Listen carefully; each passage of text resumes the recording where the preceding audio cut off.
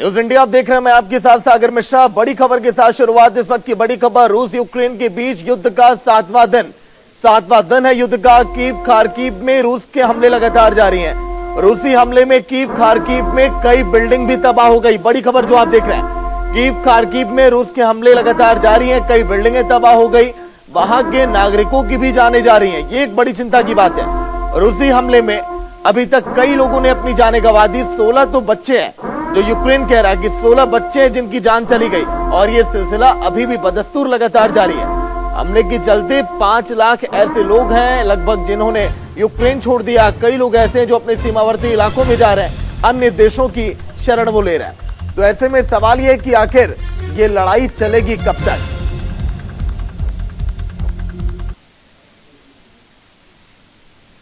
तो चलिए, शिकागो से वंदना झिंगन वरिष्ठ पत्रकार लगातार हमसे बातचीत कर रही हैं, बता रही हैं कि आखिर इन हालातों से क्या फर्क पड़ेगा। वंदना जी, देखिए, एक जो चेतावनी दी है बाइडेन ने, उस चेतावनी में ऐसा नहीं लगता कि कहीं पर सख्ती भरा लहजा है। एक बार ये कहना कि रूस पर हम बहुत ज्यादा सख्त हैं, हम सख्त कदम उठाएंगे, फिर ये कहना कि आर्थिक मदद हम बस यूक्रेन की करेंगे, हम सैनिकों को नहीं भेजेंगे। ये ढुलमुल चेतावनी कहा जा रहा है सोशल मीडिया पर। नहीं, मतलब खाली सोशल मीडिया एक्चुअली तो है ही ना, सही में है। पहले दिन से, पर एक बात पे तो वो स्टिक रहे ना, उन्होंने पहले दिन से कहा हम तुम्हारे साथ हैं, वीर तुम आगे चलो, हम तुम्हारे साथ हैं। बट हम साथ नहीं, हम पीछे हैं। उनको हथियार सप्लाई करेंगे, ताकि ये जो 7 दिन चला है, ये 7 दिन किसके बेसिस पे चला है आप ये बताएं।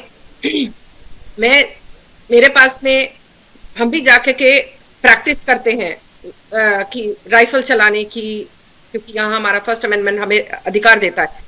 बट उसके लिए आपको प्रैक्टिस की जरूरत होती है ना। अगर आप किसी एक सड़क चलते हुए इंसान को आप इस तरह से AK-47 उसके हाथ में पकड़ा दें, तो वो उसका इस्तेमाल कैसे उसको सिखाया जाएगा, कहाँ से ट्रेनिंग आएगी, मैं इस बात को जानना चाहती हूँ। और क्या वो गलत हाथों में नहीं जाएंगे छोटे से लालच के खाते? आप ये सोचिए, हथियार तो आप देंगे, बट हथियार चलाने की ट्रेनिंग वो कहाँ से आएगी? और जब भारत के आपकी फौज लड़ती है, तीनों फोर्सेस हो, आर्मी है, एयरफोर्स है, नेवी है, उनका दिल और दिमाग दोनों से लड़ा जाता है। यहाँ तो किसी को भी कह रहे हैं आप आइए, we are ready to hire you, you fight for Ukraine. It's all about money. Because ये चीज अगर आप शिक्षा के बगैर जाएंगे, आप खुद से मुझे जवाब दीजिए, मैं आप ही से पूछना चाहूंगी कि अगर आज आप जो जॉब कर रहे हैं उसके लिए आपने कोई तो प्रशिक्षण लिया, किसी कॉलेज में गए, कोई डिग्री लिया है कि what journalism is all about. I can not just tomorrow tell you just go out in the fight, because takes a time for people।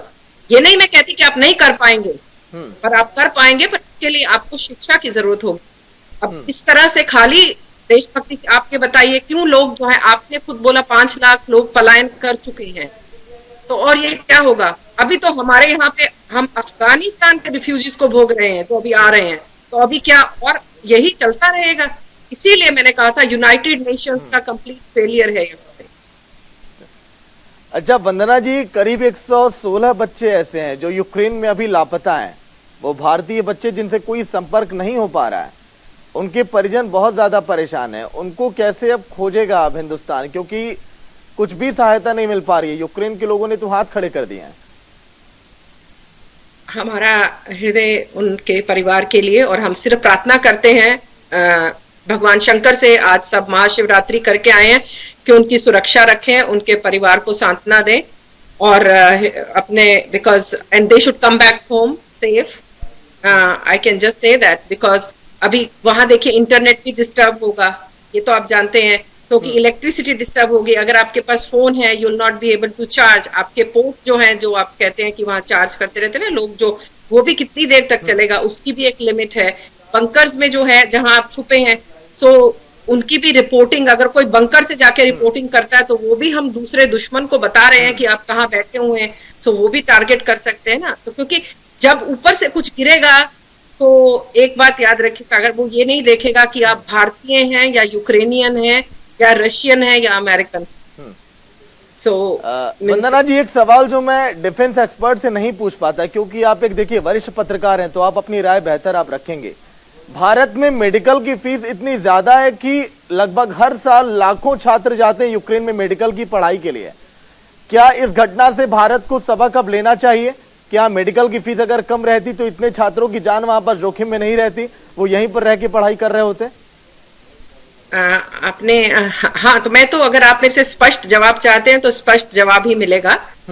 तो बट लेकिन अगर भारत में वो पढ़ाई करते हैं तो भारत को कम से कम उनसे एक बॉन्ड तो होना चाहिए ना, कि अगर आप भारत में पढ़ाई कर रहे हैं तो आप भारत में ही सर्व करेंगे इतने साल तक।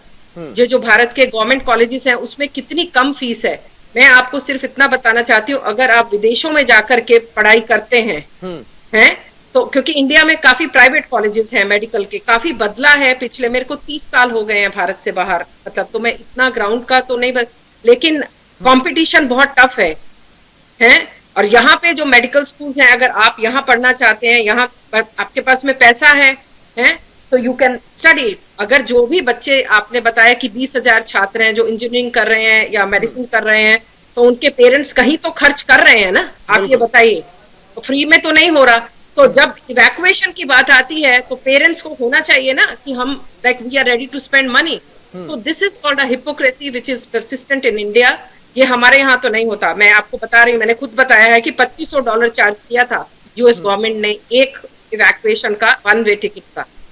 तो बाकी जो कॉलेजेस, क्योंकि भारत की जनसंख्या जो है मतलब 1.35 बिलियन ऑफिशियल आप बोलते हैं, तो उसके हिसाब से कितने लोग मेडिसिन की पढ़ाई करना चाहते हैं, कितने लोग इंजीनियरिंग करना चाहते हैं, बट लेकिन जो करते हैं उन लोगों से एक तो, अब ये नहीं कि आप पढ़ाई करें, अब चाहे आईआईटी ग्रेजुएट है वो कितना कम पैसा देते हैं, उसके बाद में वो बाहर आकर के बनाते हैं। अब जो है आप अपने देश का निर्माण करें। तो इस वक्त प्रधानमंत्री के वंदना जी, मैं आपको रोक रहा हूं क्योंकि यूक्रेन में कैसे हालात है, न्यूज इंडिया की पूरी नजर है, पल पल की बड़ी खबरें भी हम आपको बता रहे हैं। एक और बड़ी खबर इस वक्त यूक्रेन से जो आ रही है, यूक्रेन के यूरोपियन यूनियन में शामिल होने पर आज होगी वोटिंग। रात 9 बजे यूरोपियन यूनियन में शुरू होगी वोटिंग की विशेष प्रक्रिया। बड़ी खबर जो आप देख रहे हैं, रात 9 बजे यूरोपियन यूनियन में शुरू होगी वोटिंग की विशेष प्रक्रिया। ये तो आज वोटिंग में क्या होगा, ईयू में शामिल होने के लिए यूक्रेन के आवेदन के लिए स्वीकार किया आवेदन को, और जेलेंस्की ने ईयू में शामिल होने के लिए मंगलवार को दस्तखत भी ऐसे में किए थे। तो ऐसे में ईयू में अगर यूक्रेन अगर शामिल होगा तो ऐसे में क्या मदद अब मिलने वाली, क्योंकि यूक्रेन के आवेदन को जेलेंस्की ने स्वीकार भी किया और शामिल होने के लिए मंगलवार को दस्तखत भी किए थे। तो रूस यूक्रेन के बीच आज दूसरे दौर की वार्ता भी होगी। पहले दौर की बातचीत जो हुई थी बेलारूस में वो बेनतीजा थी, कुछ भी उसमें नहीं हो पाया। ऐसे में जब दूसरे राउंड की बातचीत टेबल पर होगी तो क्या हल कोई निकलेगा इस पूरे हमले का, इस पूरे विवाद का।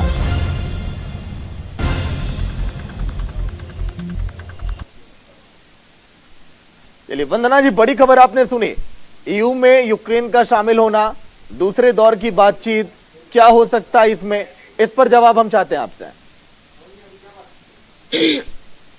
आप जानते हैं कि ईयू का संगठन हुआ था, फिर उसमें से कितने देश जो है अभी ईयू, और वही बात जो पहले कही थी मैंने कि बात Russia, Ukraine was part of Russia, right, हम जानते हैं। तो उसने पहले से ही कहा था कि नेटो का यहां नहीं आना चाहिए। तो अगर अभी ये ईयू में इसको सम्मिलित करते भी हैं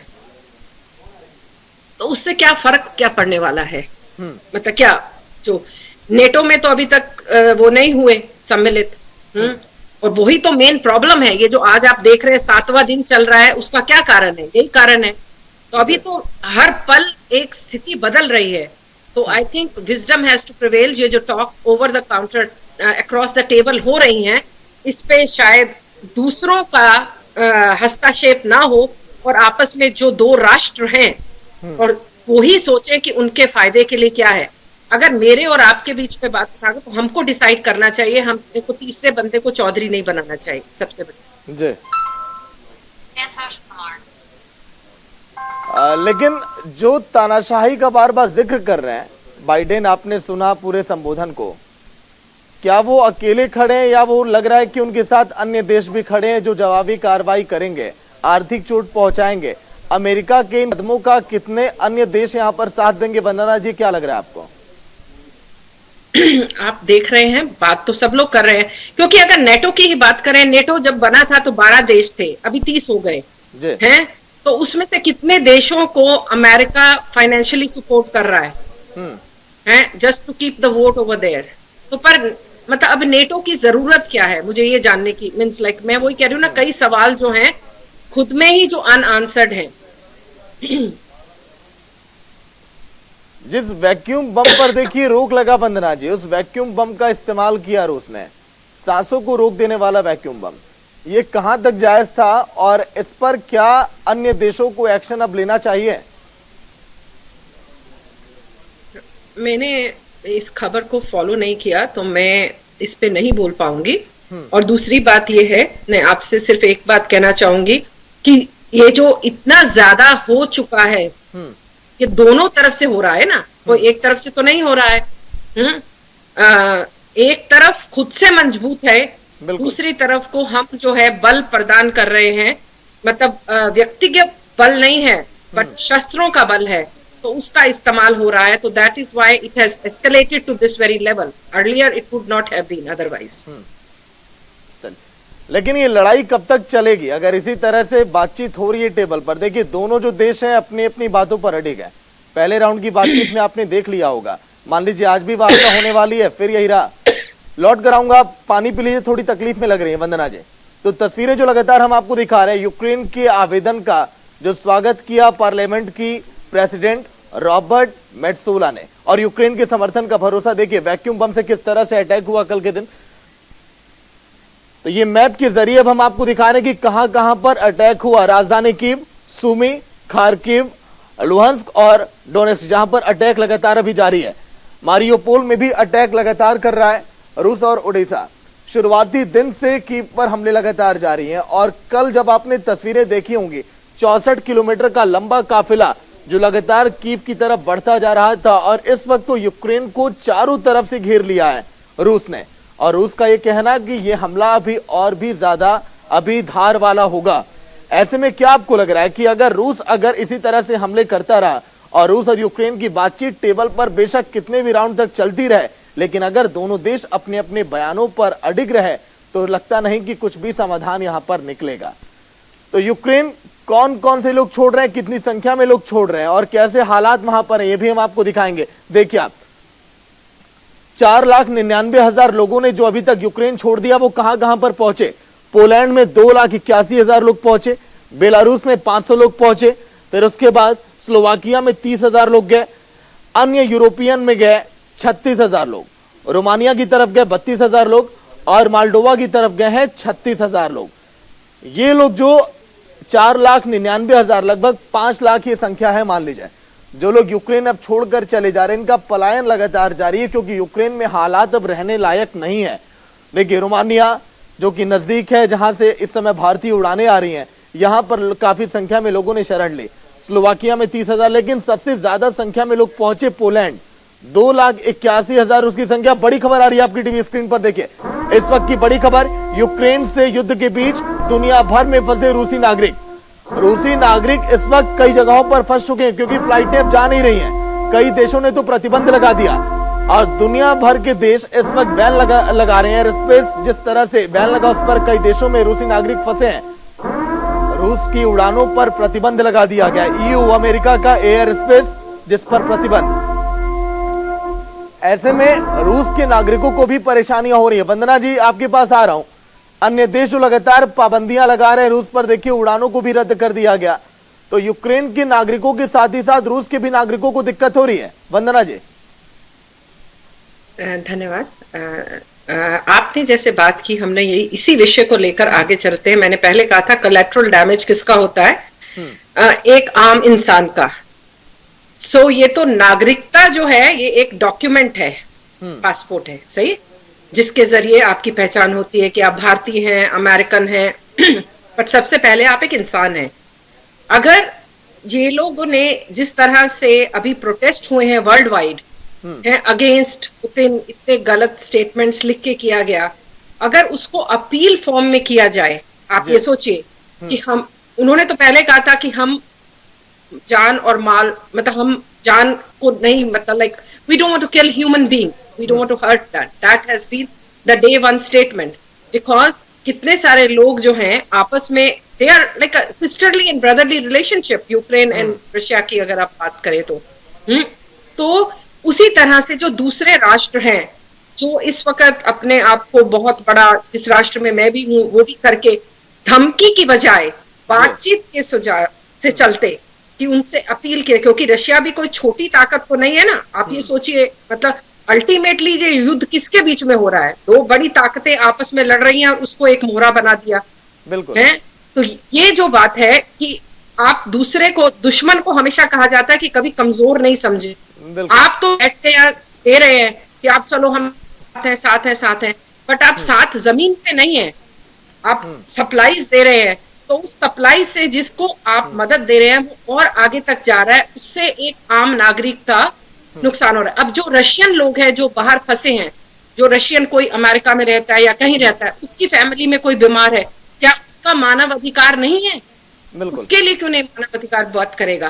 क्योंकि मानव अधिकार मानव का होता है, चाहे वो भारतीय हो, चाहे वो यूक्रेनियन हो, चाहे वो रशियन। तो इस चीज के लिए तभी मैंने कहा था ना, यहाँ यूनाइटेड नेशंस, यहाँ सब राष्ट्र जो हैं उनकी कंप्लीट, अगर जो है, if they are not going to come on this can be really going. Vandana ji, रोक रहा हूं आपको, एक बड़ी खबर आ रही है, दर्शकों को बड़ी खबर बता दें। रूसी फौजों पर यूक्रेन का घातक हमला, यूक्रेन में घुसी रूस की टैंक रेजिमेंट तबाह किया गया। बड़ी खबर जो आप देख रहे हैं, रूसी फौजों पर यूक्रेन का घातक हमला लगातार जारी है। यूक्रेन मुंहतोड़ जवाब दे रहा है, कई टैंकों को तबाह कर दिया, कई रूसी सैनिक भी ढेर हो गए यूक्रेन पर हमले में। एंटी टैंक से खाक हुए दर्जनों टैंक। यूक्रेन जवाबी कार्रवाई लगातार कर रहा है। रूसी बख्तरबंद काफिला भी इस वक्त तबाह हो गया। बख्तरबंद गाड़ियों की भी संख्या कहीं ज्यादा थी यूक्रेन के मुकाबले रूस के पास। रूसी फौजों पर यूक्रेन का यह हमला इसीलिए ताकि रूस कुछ तो डरे, कुछ तो कदमों को पीछे करे, लेकिन रूस का यह कहना कि कोई फर्क यहां पर नहीं पड़ता। यूक्रेन बेशक हमारे टैंकों को तबाह कर दे, बख्तरबंद गाड़ियों को उड़ा दे, लेकिन यहां पर कुछ भी फर्क नहीं पड़ने वाला। बड़ी खबर जो हम आपको दिखा रहे हैं, पहले दिन से यूक्रेन लगातार जवाबी कार्रवाई तो कर रहा है, लेकिन सोचिए 64 किलोमीटर का लंबा काफिला बख्तरबंद गाड़ियों के साथ, तोपों के साथ अगर पहुंचेगा तो क्या वो यूक्रेन का कुछ बिगाड़ेंगे नहीं? जाहिर सी बात है। वंदना जी, जिनसे लगातार हम बातचीत कर रहे हैं, वंदना जी देखिए, मुंहतोड़ जवाब तो लगातार यूक्रेन दे रहा है, लेकिन कब तक देगा? एक वक्त तो ऐसा आएगा जब घुटनों की बल बैठेगा, जब सभी हथियार खत्म हो जाएंगे, सभी देश भी आखिर कब तक मदद करेंगे? वंदना जी,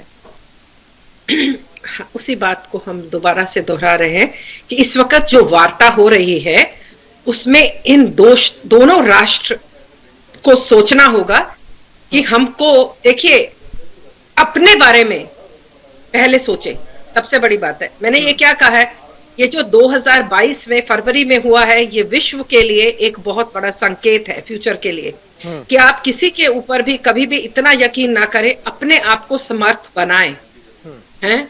तो ये जो है बहुत जरूरी है कि आप आम इंसान को देखते हुए, हैं, जो रशिया के भी जो फौजी हैं, चाहे वो यूनिफॉर्म में हैं, तो उन लोगों को भी ये देखना होगा कि वो भी इंसान हैं, उनके भी परिवार है। तो इस चीज को मद्देनजर रखते हुए मैं ये सिर्फ बात कहना चाहूंगी कि अभी ये जो बैठकें हो रही हैं, पहले तो आप जानते हैं दिस मोर डिप्लोमेटिक होता है, शुरू होता है कि तुम, you said this and I said that, is more of formal, but this has to be brought not only in the books but into practice, to be honest, keeping the human lives ahead, keeping the interest of the nation that they belong to, not the ego. वंदना जी, जो लोग अपने आशियाने को, अपने सपनों के घर को, अपने यूक्रेन को छोड़कर अब वो अन्य देशों की तरफ रुख कर रहे हैं, कहीं और पर जाकर अपनी जिंदगी अब व्यतीत करना चाहते हैं, क्या वो कभी अब लौट कर आएंगे? सोचिए, आबादी लगभग 5 लाख के करीब है, वो भी ग्राउंड पर क्या आंकड़े होंगे वो अंदाजा नहीं है हमें, आपको ये केवल जो आंकड़े सामने आ रहे हैं वो हम उस पर हम बातचीत कर रहे हैं। वंदना जी,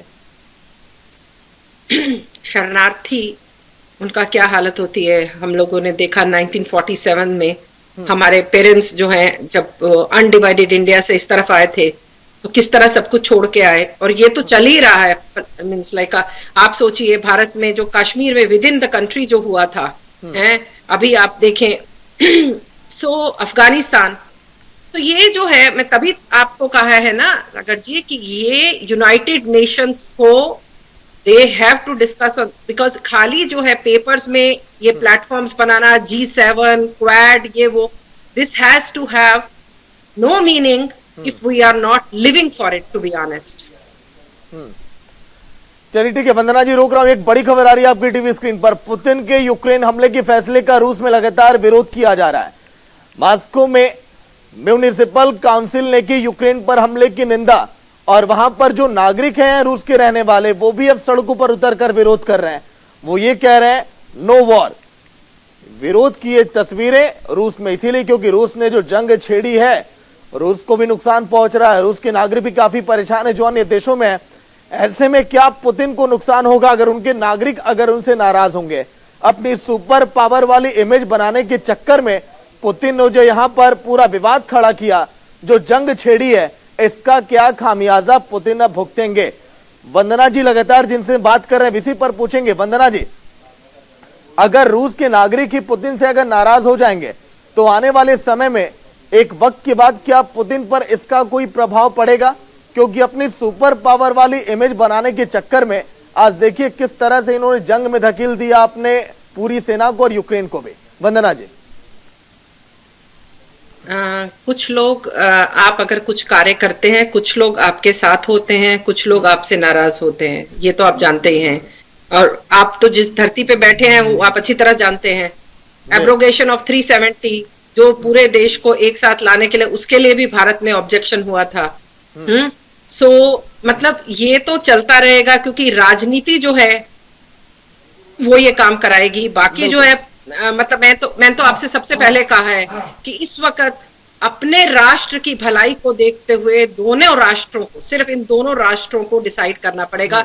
बट उनके साथ में अभी जैसे रशिया को चाइना सपोर्ट कर रहा है, आप जानते हैं, और वो खुल के सपोर्ट कर रहा है। बिल्कुल। अभी चाइना में किसी ने रशिया के खिलाफ प्रोटेस्ट किया तो उन्होंने उस इंसान को ही अरेस्ट कर लिया। आप बताइए, ये चाइना कर सकता है, बट हमारे यहाँ तो हमारे ही देश के विरुद्ध भारत में होता रहता है, अमेरिका में अमेरिका के खिलाफ होता रहता है। तो ये डेमोक्रेसी जो है, what democracy really means for the people, to be honest. तो मैं सिर्फ इतना ही कहना चाहूंगी, जो मैंने कहा है पहले कि ये जो मीटिंग्स हो रही हैं अक्रॉस द टेबल, स्वागत जी, इसको जो है we should make it meaningful, purposeful. और मैं यूक्रेन से चाहूंगी कि यूक्रेन को भी ये जो इमेजेस देख रहे हो, इतना डैमेज अगर नहीं होता, अगर उन्होंने पहले ही सिर्फ कहा था NATO, I am not getting part of NATO, क्योंकि मुझे कुछ उससे मिलने वाला, वैसे तो कुछ सब कुछ ठीक ठाक ही चल रहा था, ऐसी कोई प्रॉब्लम नहीं थी। ये बात है। चलिए वंदना जी, बहुत बहुत शुक्रिया अपना कीमती समय देने के लिए, न्यूज इंडिया पर बातचीत के लिए। एक और बड़ी खबर, कच्चे तेल पर रूस यूक्रेन जंग का असर अब दिखाई दे रहा है। कच्चे तेल की कीमतों में $5 प्रति बैरल की बढ़ोतरी हुई है। ऐसे में क्या पेट्रोल और डीजल के दाम अब बढ़ेंगे? क्योंकि जब से जंग की तस्वीरें आप देख रहे हैं, इसका एक बड़ा नुकसान अन्य देशों पर भी पड़ेगा, अन्य देश भी इसका खामियाजा भुगतेंगे, क्योंकि पूरे विश्व पर तो इसका प्रभाव पड़ेगा।